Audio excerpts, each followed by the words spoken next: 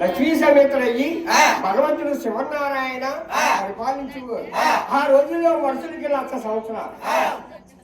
ధర్మం 4 పాదాలు, కేతాయుగం 3 పాదాలు, ఓ పాదం తగ్గిపోయింది. ద్వాపరయుగము 2 పాదాలు, ద్వాపరయుగము 2 పాదాలు. ఇక కలియుగం 1 పాదం మీద ఉన్నారు. కలి పెరిగిపోయింది నాయన. కారణము నాయన ఈ 4 యుగాలు నాయన 17,28,000 సంవత్సరాలు సత్యయుగము, 12,66 సంవత్సరాలు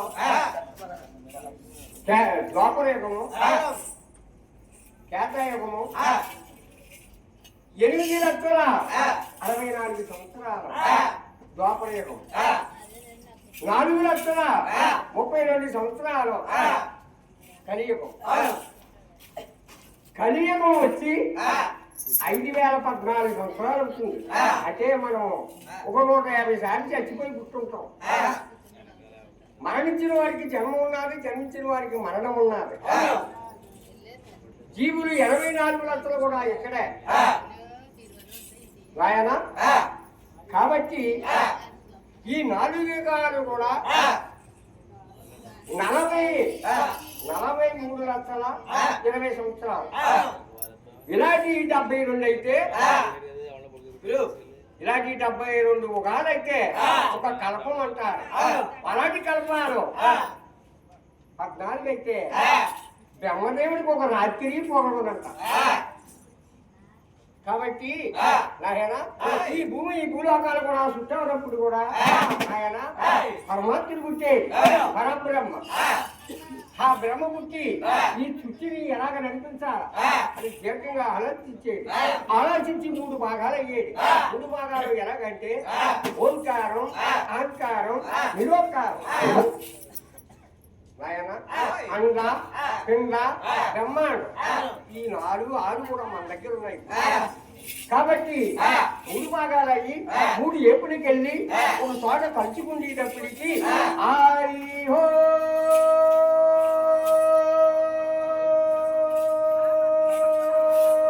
అనే శబ్దం వచ్చిందట. ఆ శబ్దంలో పుట్టింది ఆడది, ఆదిశక్తి పుట్టింది. 3 గుడ్లు పెట్టుకున్నారు.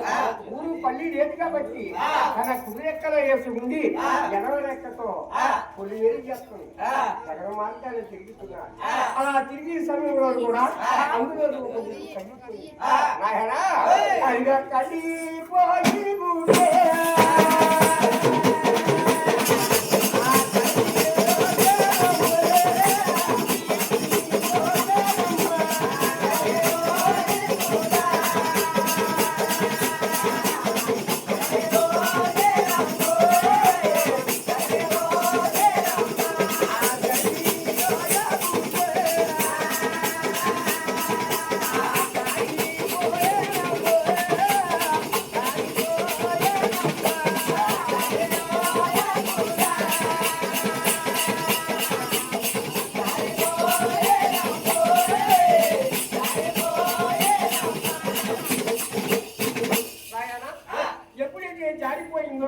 నడి మధ్యలోని కూడా 2 భాగాలు అయిపోయింది. కింద భాగం వచ్చి భూలోకం అయ్యింది, పై భాగం వెళ్ళి ఆకాశం అయ్యింది. తెలిసిన నమ్మకాలు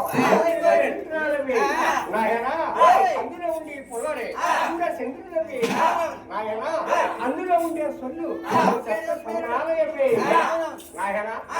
ఎప్పుడైతే భూలోకం ఏర్పడ్డారో ఇంకా 2 గుడ్లు ఉన్నాయి. ఒక గుడ్డు కూడా ఆకలిసి అనుభవించింది. ఒక గుడ్డు ఉన్నారు.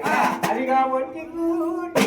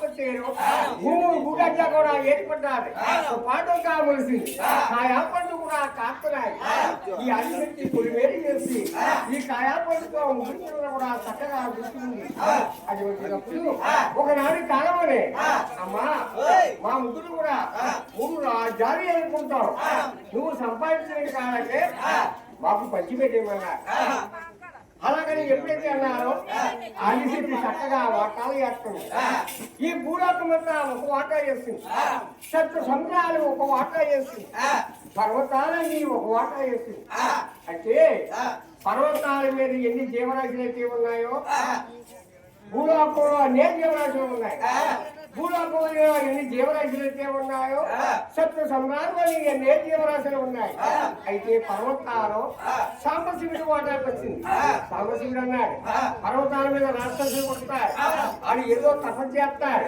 దేవలోకం కావాలని కోరుతారు ఇంద్రలోకం కావాలంటారు నాయన కాబట్టి ఏదో తపస్సు చేస్తారు అర్థమైన గొడవలు చెప్తారు నేను వరం ఇవ్వడమే తప్ప ఈ వెనక తీసుకోవడం నాకు తెలియదు పర్వతాలు నేను ఏమన్నాను అయితే ముగ్గురిలోకి తెలివైనోడు మాయిష్టు అవతార పురుషుడు ఆయన పర్వతాల మీద నేను ఎక్కువ వచ్చిన వరములు ఇచ్చుకో శిక్ష రచ్చగా రచ్చ శిక్షణ అప్పుడు నేను చూసుకుంటాను అన్నాడు అయితే అలాగే సాంబశివుడి వాటాకు వచ్చింది భూలోకము కూడా బ్రహ్మదేవుడి అనమన్నాడు బ్రహ్మదేవుడు అన్నాడు ఒకడు పర్యటన వాళ్ళు ఉంటాడు ఒకడు ఎమ్మెల్యే దగ్గర ఉంటాడు ఒకడు మినంత గారి దగ్గర ఉంటాడు ఒకడు తాటెక్కి పాకడం ఉంటాడు ఒకడు అడుగు తింటాడు ఈ లాసులో ఉన్నవాడు అంటాడు మాయిదారి బెమ్మన తలరాతగా రాసేది ఉంటాడు భూలోకం నేను ఏళ్ళను పెద్దలు తిట్టుకుంటారు అన్నాడు బ్రహ్మదేవుడు బ్రహ్మదేవా జన్మించిన వాడికి మరణం తప్పదు మరణించిన వాడికి జన్మం తప్పదు కాబట్టి ఇల మీద 84 కోట్ల జీవరాశులను కూడా ప్రతి జీవరాశిలోని జ్యోతిలో కూడా ఉంటాను ఎవరిని ఏ ఎంతటికి ఎదగాలో ఆ ఎంతటికి నేను ఎదిగిస్తాను ఎవరిని ఏ జీవిని ఎలాగ చూడాలో నేను చూస్తాను ఏ జీవికి ఎంత బట్టి పెట్టాలో నేను పెడతాను కానీ భూలోకం నీకు తప్పదు ఏమన్నా భూలోకం బ్రహ్మదేవుని అంటున్నాను కాబట్టి సప్త సమ్రాలు కూడా శివనారాయణ మాటకు వచ్చి సప్త సమ్రాలు అంటే అదే వైకుంఠం ఏ జీవి పోయినా అక్కడికే వెళ్ళాలి కాబట్టి ఇలా ముగ్గురు లోకాలు వెళ్తున్నారు ఈ ఆదిశక్తి పండు పర్వతన్నాడేమో కామం పెరిగిపోయి ఆలోచిస్తుంది శ్రీమంతులు ముగ్గురు ఉన్నారు స్త్రీ నేను ఒక్కదానే ఉన్నాను ఏం చెయ్యాలి దీనికి కారణం ఆలోచించింది చక్కగా ఆలోచించి మనం నలుగురే ఉన్నాం కాబట్టి మన వల్లే జగతల్లా ఈ జగమంతా కొంతవా కాబట్టి బ్రహ్మదేవుడి దగ్గరికి వెళ్ళింది రాజరా బ్రహ్మదేవా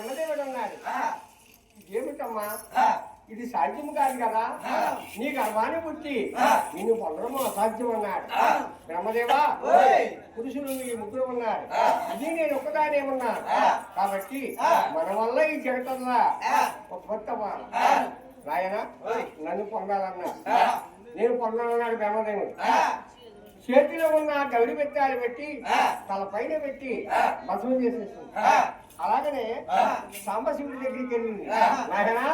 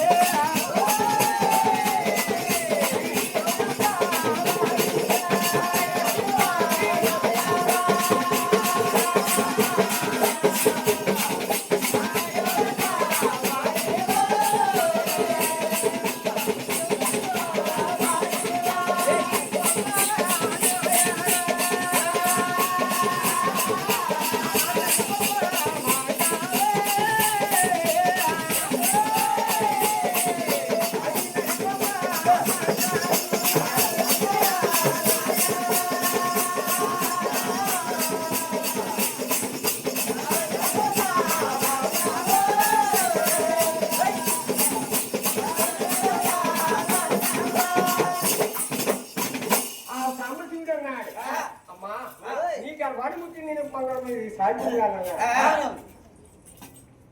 నాయన సాంబా, నాయన నాయన సాంబా, నేను గుడ్డు పెట్టాను. గుడ్డు నా కూతురు, మీరు గుడ్డులో పుట్టారు కాబట్టి మీరు నాకు మనవలవుతారు. నాయన ఇవాళ ఈ రీతిగా జరిగినప్పుడే రేపు మేనత్తాలు ఉంటాయి. అది అంటే ఇది అంటే నాయన అలాగైనా సాంబశివుని పొందనున్నాడు. సాంబశివుని కూడా భస్మం చేస్తుంది. ఆ ఆదిశక్తి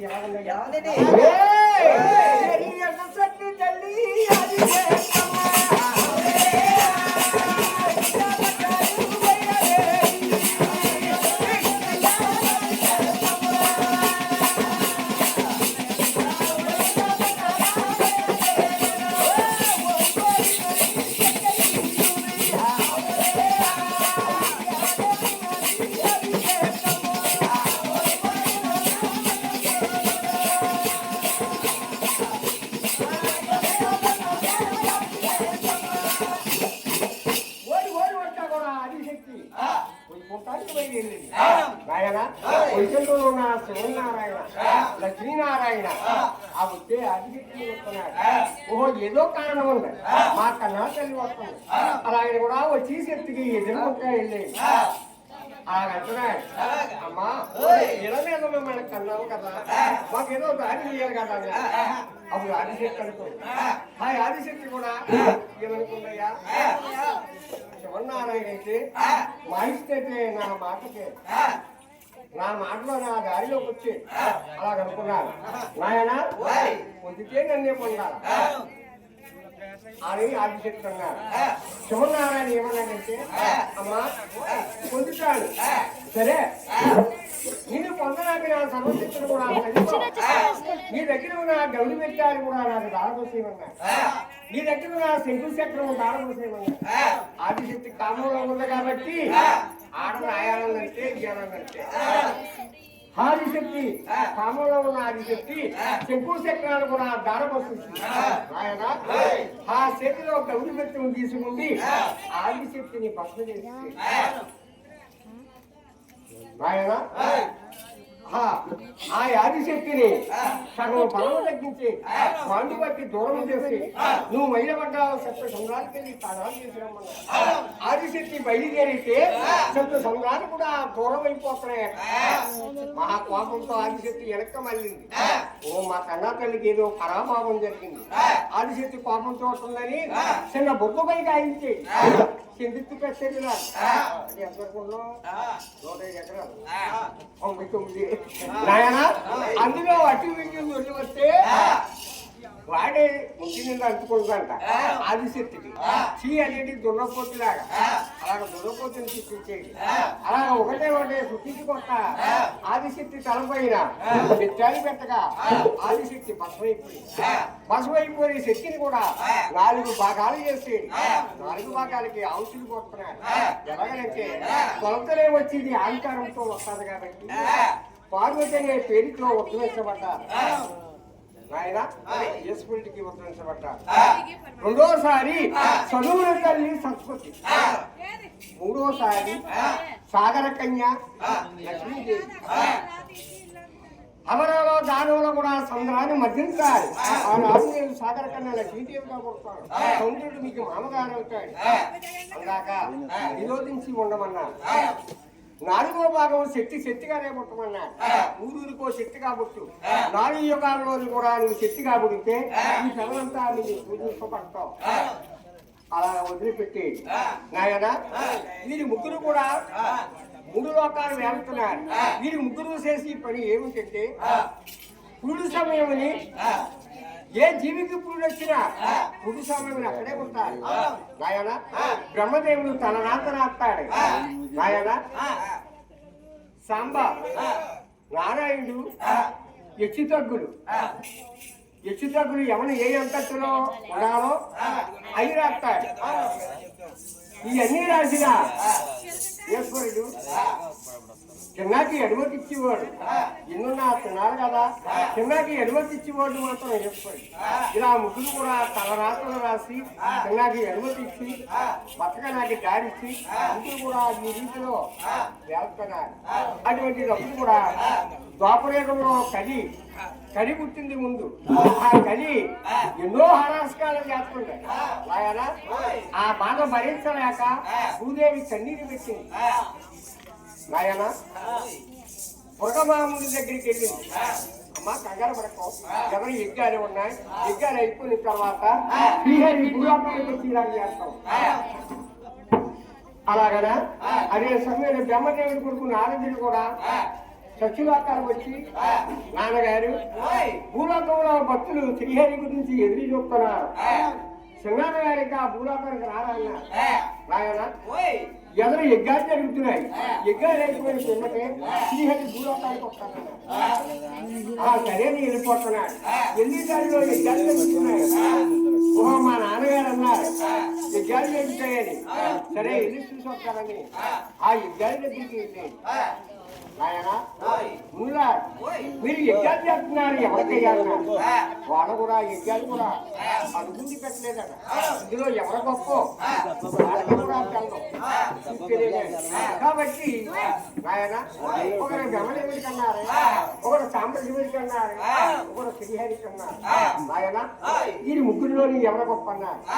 ఎవరికారే ఎవరు నిలబడి కొడుతున్నారు. కాబట్టి నారదుడు అన్నారు నాయన మనందరికీ పెద్దవాడు మృగమహర్షి ఆయన పంపుతారు. ఎందుకంటే ఆయన అధికారులు భూగోళం కూడా ఉన్నారు. నాయన దాని ప్రభావం ఎలాగా చీకట్టుకుంది. కాబట్టి మృగమహర్షిని పంపుతారన్నారు. ఆయన్ని ప్రెజెంట్ చేసి ఆ మృగండి కూడా ఎలా ఉన్నాడంటే కొట్టుకుంటా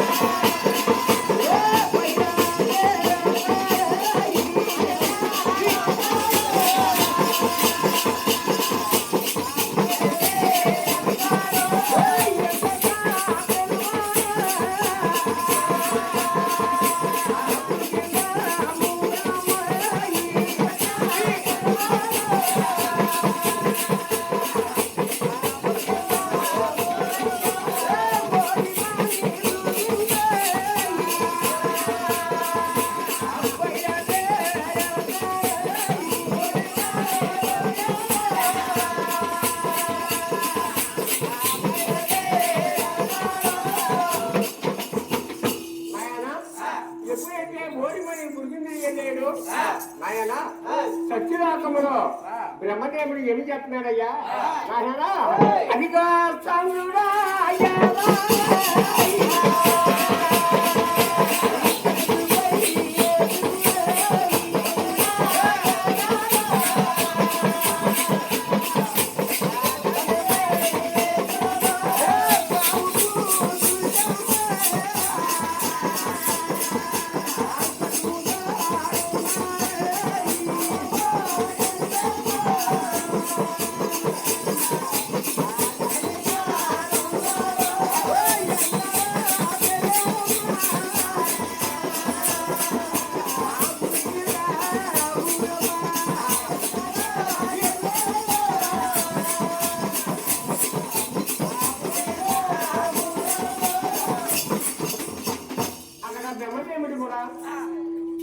అచ్చిరాముడు భార్య అనుసూయాదేవిని కూడా సభలో కూర్చున్నారు.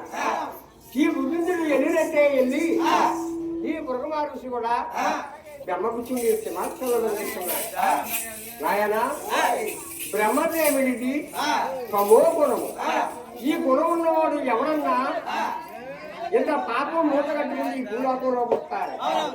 నాయన ఈ బ్రహ్మదేవుడు తమో గుణం అంటే ఏమనగా నాయన ఎవరన్నా పచ్చగా ఉన్నాడనుకో వీడు లోపల కూడా బాధపడతాడు. ఎవరన్నా తన గడ్డ ఉంటాడనుకో వీడు లోపల కూడా ఏడుస్తూ ఉంటాడు. బయటకంటే ఏమన్నా లోపల బాధపడతాడు. ఇది తమో గుణము. ఈ బ్రహ్మదేవుడి గుణములో కూడా నాయన 30 కోట్ల మంది పుట్టచ్చు. అలాగ బ్రహ్మదేవుడి సభ ముగించేసి సింహాసనం దగ్గరికి వచ్చి బ్రహ్మదేవుడికి ప్రణామం అన్నాడు. బ్రహ్మదేవుడు మాట్లాడుకోలేదు. బ్రహ్మదేవా మేము ఎగ్గలు పెడుతున్నాం, ఎగ్గలు కాడికి ఒకసారి రామయ్య అన్నాడు. బ్రహ్మదేవుడు మాట్లాడుకోలేదు. బ్రహ్మదేవా పిల్లలు పెడితే తండ్రిని రామయ్య అన్నాడు. నీకులాంటి పిల్లలు ఎవరికి ఉండకూడదు. కాబట్టి బ్రహ్మదేవా నిన్ను చెప్పించాలన్నాడు, చెప్పించుకోమన్నాడు.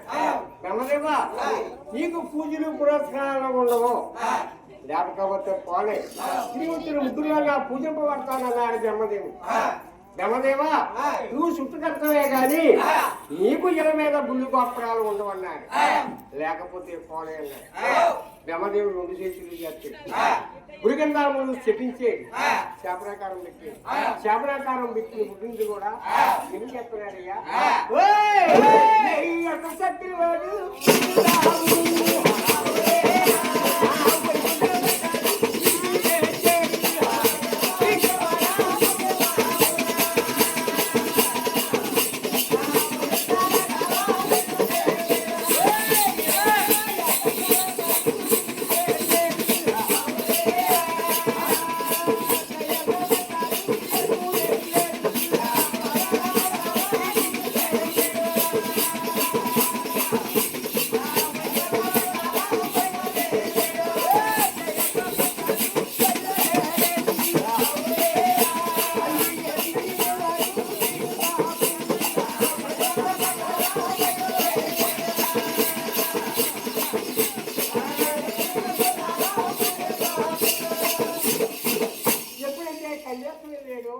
పార్వతీ పరమేశ్వరి రాసమంజీలో ఉన్నారు.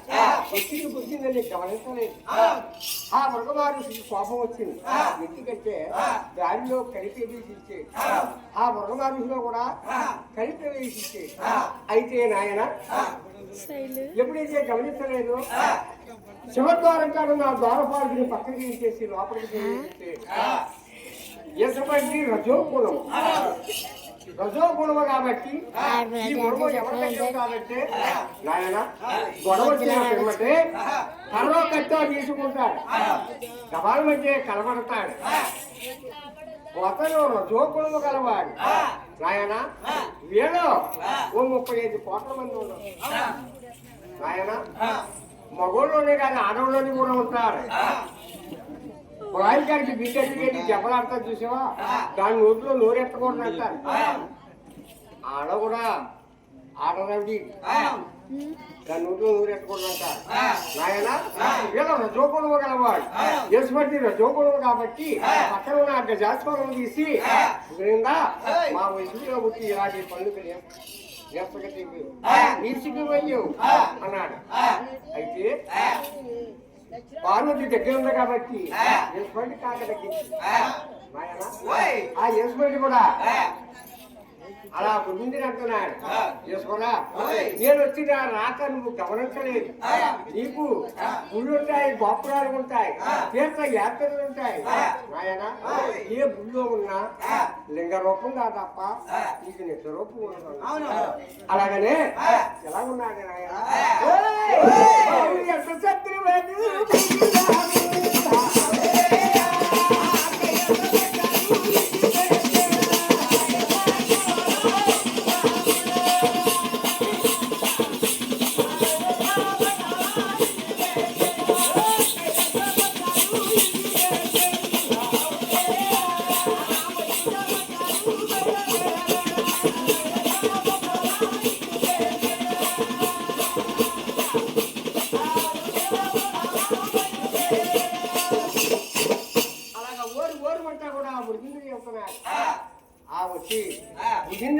శివనారాయణ గమనించి ఓహో బురగమార్చి వస్తున్నాడు, చిన్న తమాషా చేద్దారనుకున్నాడు.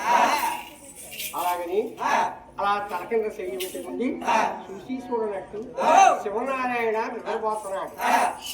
ఆ పక్కన లక్ష్మీదేవి కూడా అటు పక్కకి దిగి శివనారాయణ పాడి వస్తున్నాడు. ఈ ఉల్లిందుడు కూడా శివద్వారం కాడికి వెళ్ళి జయా విజయ ఈ బస్సులు శివద్వారం కాడున్నాడు. ఈ స్వామిని పిలవయ్యా అన్నాడు. మా స్వామి ఇప్పుడే నిలబడుతున్నాడు అన్నాడు. ఆయన వీళ్ళ రాజు చేసి కూడా 7 శివద్వారాలు కూడా దాటి ఆయన శివద్వారం కాడ శివద్వారం కాడ స్వామి వారు ఉన్నారు. నాయన ఈయన చూసి చూడనట్లు ఎప్పుడైతే నిద్రపోతున్నాడు నాయన బాబు ఎల్లి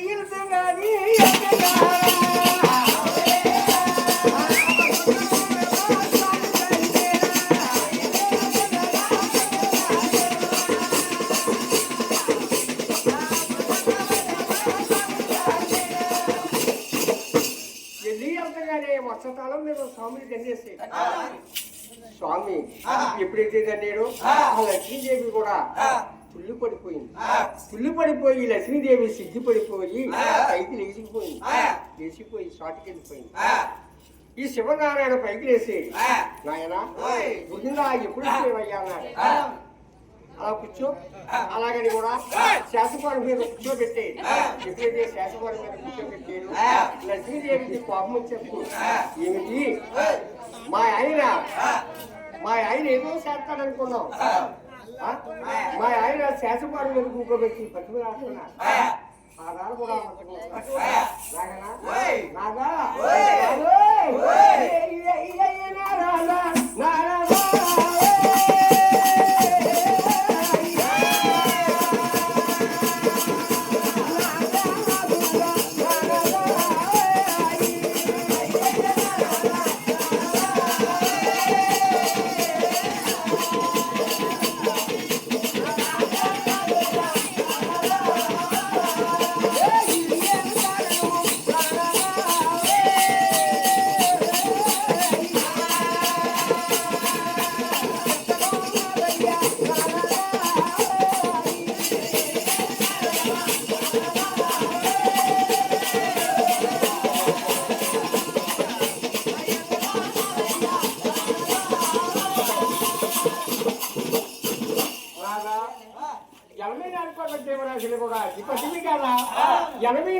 జీవరాశిలో కూడా నువ్వు జ్యోతి రూపంగా ఎదుగుతున్నావు కదా నాదా 30 కోట్ల దేవతలు ఉన్నారు. 20 లక్షల ముదులు కింగిరులు కింపురుషులు ఎచ్చుడు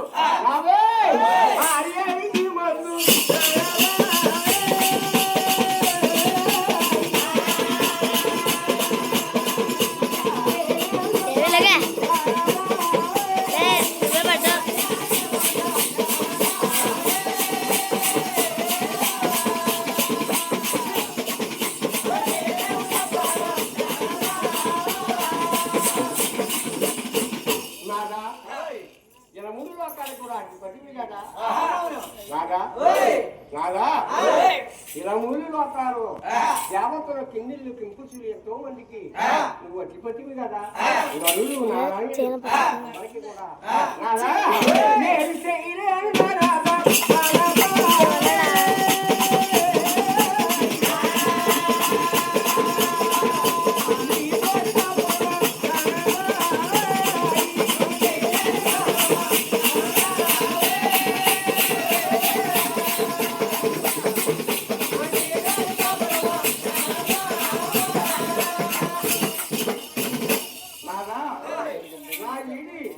ఆడవారి దగ్గర నేను చిన్నపోయాను కదా అలాగే అదే సందడి ఇదే మండలంలోని కూడా గురిగిందా నన్ను కన్నేము నాయన నాకేంత నచ్చింది నన్ను కన్నుని పాదం నీకు ఎంత నచ్చింది నాయన అది సవరంతా కూడా ఆ ఎరిపాల్లో ఉండే 3 రాత్రులు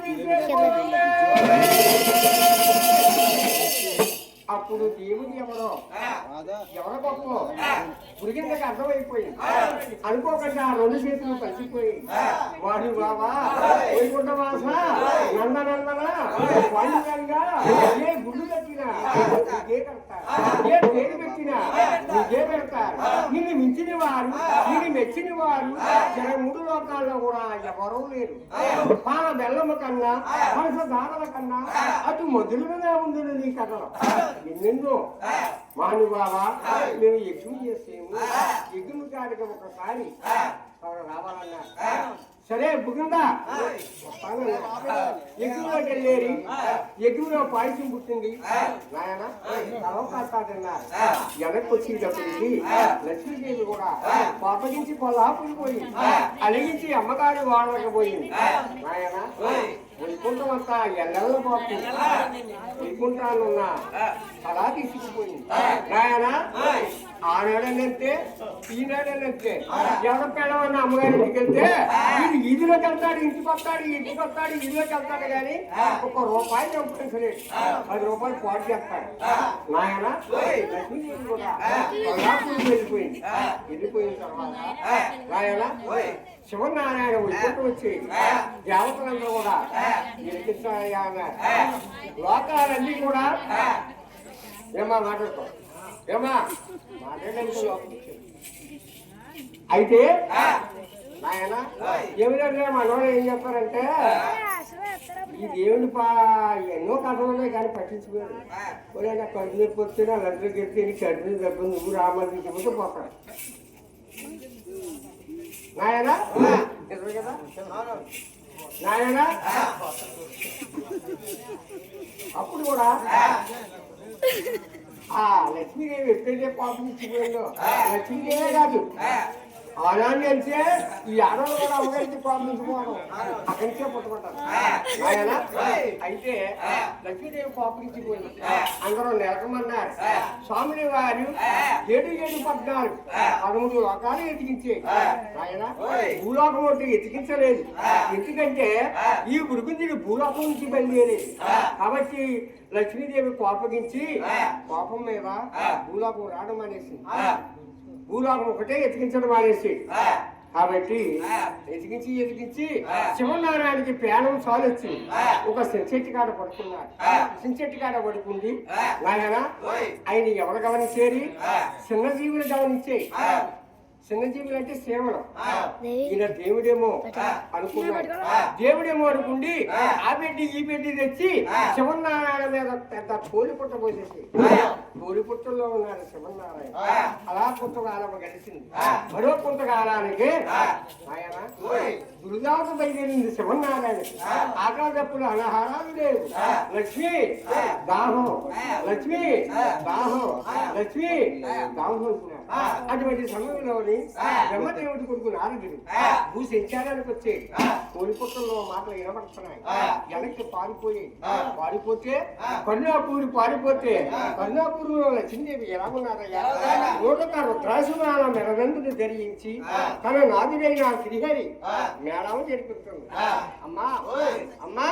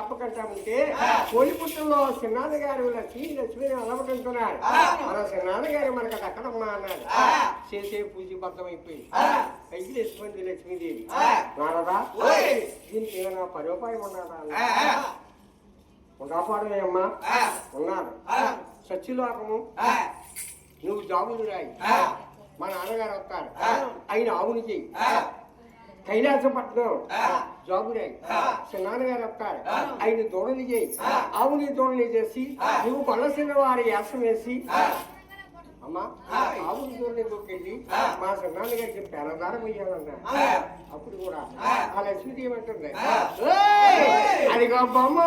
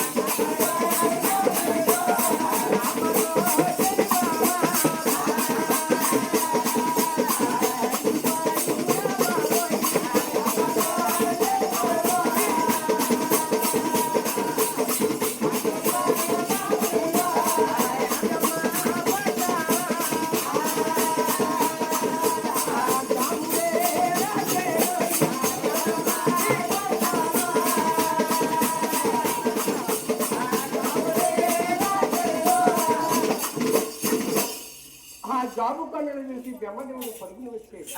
వచ్చిన బెమ్మను కూడా ఆవుని చేసింది. నాయన మళ్ళీ కూడా రాస్తుంది.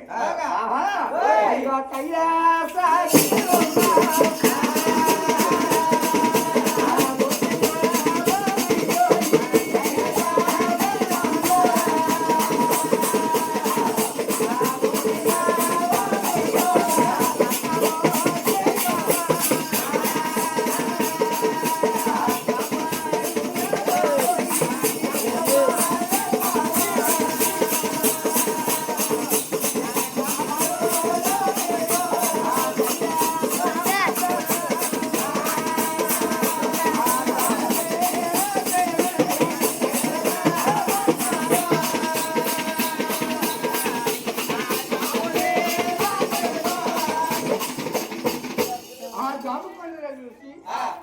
సామాన్యుడు కూడా పరిగెత్తుకు వచ్చేది.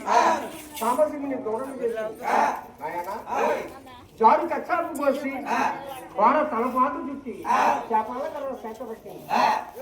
గొల్లవారు గొల్ల చిన్నవారు ఎంత